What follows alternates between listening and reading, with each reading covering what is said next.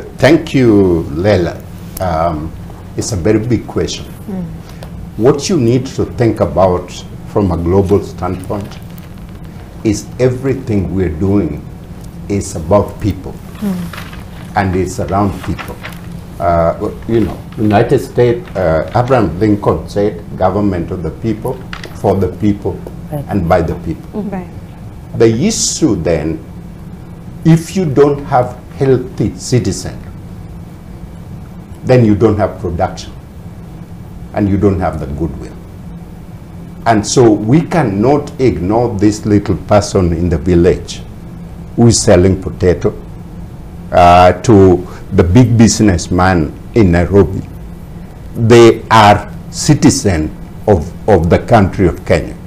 Now, let's dig into this subject a little bit in terms of African capacity.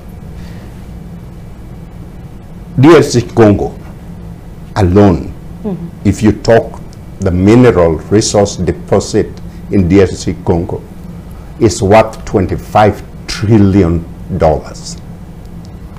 The biggest economy in the world is United States, $25 trillion. The second biggest economy in the world is China, $17 trillion. And then Russia, that has a lot of warheads, nuclear warhead, has only $2 trillion. Germany economy is bigger than Russia. The state of Texas is twice as big as Russia economy. Now, Russia is coming in, Africa is looking at Russia for help. And one country in Africa has a potential to feed the entire continent of Africa, and that's DRC Congo. If you look at the fertile land, the you know, the whole country in terms of food production, and then you get into southern Sudan, a huge country with a huge potential. The East Africa, we have plenty of water, rain that comes, you know, all the time, and then we have a problem with not retaining one bits of rain that come. Israel, it rains once a year, just a drop. They keep every water, and they continue conserving, and we don't do that. So the point is, we need to be serious about looking at each other. When President Ruto came on board, one of the goals that I really like, and I hope he really turn around and focus on that, is agriculture. Agriculture, food security is fundamental to everything we do in Kenya and in Africa. The lands that are arid, like in Turkana, but we can turn Turkana out. You talk about Galana irrigation. We can turn Turkana exactly the way Israel has done it in the desert in the Middle East. Agriculture. In Kabondo, which is in our area where we come from, people grow potatoes, but they're sitting along the road with a basket of potato. And the point is, at the end, this potato will rot. Because they don't have a market. Because they don't have a market.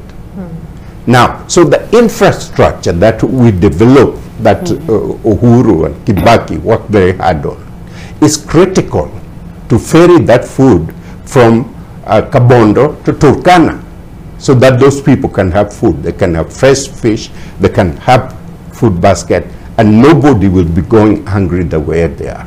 And then we open up Somalia border, such that, you know, Al-Shabaab is recruiting more people because of poverty and all other issues that are involved. So that we trade, open trade and movement, free movement of goods and services, which we are now starting very well in East Africa. And so let's be serious. If I was president, each one of the heads of department will carve regional, continental, and national KPR to meet every year. And they will be judged on that. And therefore, we need to infuse that so that African Union begin to mean something. But realistically, where I come from, is we have to develop East Africa first. And then Southern Africa need to take care of Southern Africa.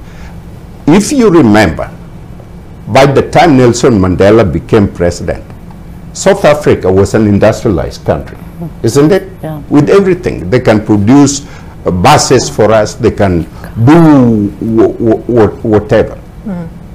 And few years after that, there is power blackout. There is insecurity everywhere. I travel a lot in South Africa. And we can't do that. But the issue, we cannot just look at each other and criticize each other and say we're a basket case. There is hope, like our friend here said, there is hope. And what, if you go back to Barack Obama presidency, one of his most frustration was he had a plan to select about 4 countries in Africa and make them the best example for the rest to follow. But he couldn't, because Africans didn't have agenda. Everybody else have personal something, my country, my country. And there was no agenda that cut across the board like AU is trying to do now. We say, here are our priority, and here's where we need our help. Lastly, the point that I want to say is Africa need to look at itself like a family need to look at itself. We need to take care of Africa.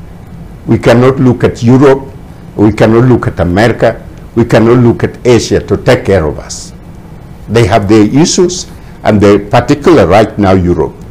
Okay, Europe now focus on Ukraine And Russia. and Russia. Okay, Europe is in trouble. How far is Europe going to go to support our problem in Somali, DRC?